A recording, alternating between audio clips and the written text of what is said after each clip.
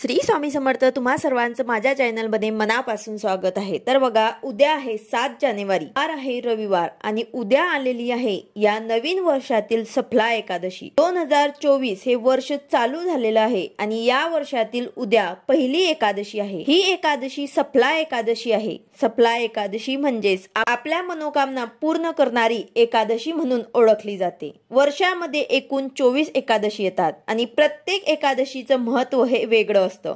2024 मध्ये पहिली ही एकादशी आलेली आहे। ही एकादशी मार्गशीर्ष महिन्यातील एकादशी आहे। असं म्हटलं जातं की जर आपण या एकादशीचं व्रत केलं तर आपल्याला भगवान विष्णूंचा आशीर्वाद प्राप्त होतो आणि जीवनातील प्रत्येक क्षेत्रात आपल्याला भरभरून यश सुद्धा प्राप्त होतं। तर बघा, सफला एकादशीच्या दिवशी पवित्र गंगेमध्ये स्नान करायला विशेष महत्त्व दिलं जातं। या दिवशी आपण पवित्र गंगेमध्ये जर स्नान केलं तर भगवान विष्णूंची आपल्यावरती कृपाही प्राप्त होते। यामुळे सर्व दुःख, दारिद्र्य हे सर्व काही नाहीसं होतं आणि या सोबतच आपल्या मनातील सर्व इच्छा पूर्ण होतात असं सुद्धा म्हटलं जातं। आजच्या या व्हिडिओमध्ये मी तुम्हाला एक उपाय सांगणार आहे। आता सर्वांना पवित्र गंगेवरती जाऊन स्नान करणं तर शक्य नसतं, तर आजच्या या व्हिडिओमध्ये मी तुम्हाला आंघोळीच्या पाण्यामध्ये अशी एक वस्तू आपल्याला टाकायची आहे की ही वस्तू टाकल्यामुळे कितीही कठीणातील कठीण इच्छाही आपली एक दिवसांमध्ये पूर्ण होईल आणि यासोबतच 7 पिढ्यांचे दारिद्र्य सुद्धा नष्ट होईल। तर असा हा एक उपाय मी तुम्हाला आजच्या व्हिडिओमध्ये सांगणार आहे। व्हिडिओ पूर्ण बघा जेणेकरून तुम्हाला संपूर्ण माहिती मिळेल। जर तुम्ही चॅनलवर नवीन असाल तर चॅनलला सबस्क्राइब करायला मात्र विसरू नका आणि व्हिडिओला लाईक करायला मात्र विसरू नका। तर बघा, भरपूर दिवसांपासून आपल्या मनामध्ये एखादी इच्छा असेल, ही इच्छा पूर्ण करण्यासाठी आपण भरपूर प्रयत्न देखील केले असेल, परंतु प्रयत्न करूनही आपली इच्छा पूर्ण होत नसेल तर या सफला एकादशीला काही उपाय आपण केले तर आपल्या मनातील इच्छा, मनोकामना नक्कीच पूर्ण होतील। कारण सफला एकादशी ही आपल्या इच्छा पूर्ण करण्यासाठी अतिशय महत्त्वाची मानली जाते। जर आपल्याला एखादं महत्त्वाचं काम करायचं आहे पण ते किती दिवसांपासून पूर्ण होत नसेल तर तुम्ही उद्याच्या दिवशी त्या कामासाठी जाऊ शकतात। नक्कीच जे तुमचं काम आहे ते किती दिवसांपासून होत नसेल तर ते नक्कीच पूर्ण होईल।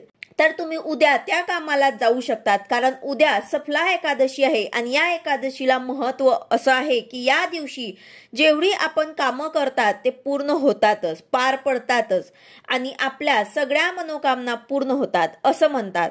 म्हणून तुम्हाला एखादं महत्त्वाचं काम करायचं असेल तर आवर्जून उद्या स्नान करून तुम्ही महत्त्वाची कामं जी आहेत ती करायला जाऊ शकतात। तर पहा, उद्या आपल्याला आंघोळीच्या पाण्यामध्ये कोणत्या वस्तू टाकायच्या आहेत। तर सकाळी लवकर उठायचं आहे आणि आंघोळीच्या पाण्यामध्ये सगळ्यात महत्त्वाची वस्तू आपल्याला टाकायची आहे, ते म्हणजेच गंगाजल।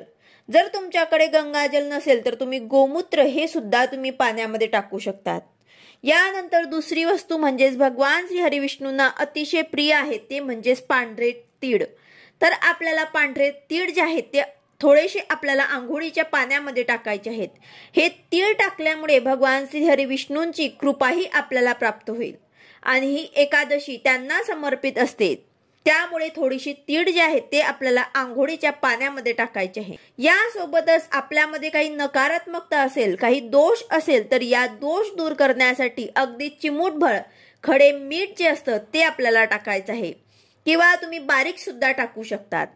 तसेच भगवान श्री हरिविष्णूंना हळद अतिशय प्रिय आहे, म्हणजे त्यांना पिवळ्या वस्तू ज्या आहेत ते खूप प्रिय आहेत, त्यामुळे तुम्ही यामध्ये चिमूटभर हळद सुद्धा टाकू शकतात। तर या सगळ्या वस्तू आपल्याला आंघोळीच्या पाण्यामध्ये टाकायच्या आहेत आणि या पाण्याने आपल्याला आंघोळ करायची आहे। आंघोळ करत असताना ओम नमो भगवते वासुदेवाय नमः असं म्हणायचं आहे। आंघोळ करताना कधीही उभं राहून आंघोळ करायची नाही, खाली मांडी घालून आपल्याला आंघोळ करायची आहे। यानंतर एक मग भरून पाणी आपल्याला घ्यायचं आहे आणि उजव्या खांद्यावरती ओतायचं आहे। दुसरा मग भरून घ्यायचा आहे आणि डाव्या खांद्यावरती आपल्याला ओतायचं आहे आणि त्यानंतर डोक्यावर आपल्याला पाणी घेऊन मग आंघोळ करायची आहे।